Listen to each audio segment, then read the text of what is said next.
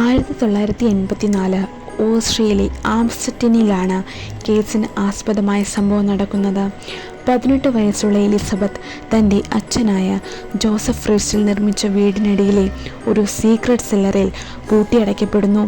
Joseph തൻ്റെ മകൾ വീട് വിട്ട് എവിടേക്കോ ഓടിപ്പോയെന്ന് മറ്റുള്ളവരെ പറഞ്ഞ് വിശ്വസിപ്പിക്കുന്നു.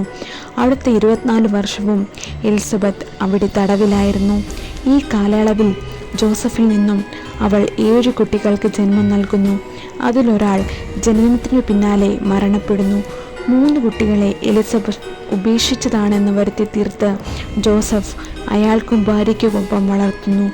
മറ്റു 3 കുട്ടികളും എലിസബത്തും ആ അറയ്ക്കുള്ളിൽ ദുരിതപൂർണമായ ജീവിതം നയിച്ചു. 2008 ഇതിലൊരു കുട്ടിക്ക് ഗുരുതരമായ രോഗം ബാധിക്കുകയും ആശുപത്രിയിലേക്ക് പ്രവേശിക്കേണ്ടതായി വരികയും ചെയ്യുന്നു. അവിടെ വെച്ച് ജോസഫ് പറഞ്ഞ പല കാര്യങ്ങളിലും ഡോക്ടർമാർക്ക് സംശയമുണ്ടാക്കുന്നു. അവർ ആ വിവരങ്ങൾ പോലീസിന് കൈമാറുകയും ചെയ്തു. അങ്ങനെ പോലീസിൻ്റെ അന്വേഷണങ്ങൾക്കൊടുവിൽ അയാൾ കുറ്റം സമ്മതിക്കുകയാണ്. ഇതോടെയാണ് എലിസബത്തിൻ്റെ ദുരവസ്ഥയെക്കുറിച്ച് ലോകമറിഞ്ഞത്. ലോക മനസാക്ഷിയെ തന്നെ നടുക്കിയ ഒരു കൊടും ക്രൂരതയ്ക്ക് അയാൾ ജീവപര്യന്തം തടവിലടയ്ക്കപ്പെട്ടു. ഈ സംഭവത്തെക്കുറിച്ചുള്ള നിങ്ങളുടെ അഭിപ്രായങ്ങൾ കമൻ്റായി രേഖപ്പെടുത്തുക.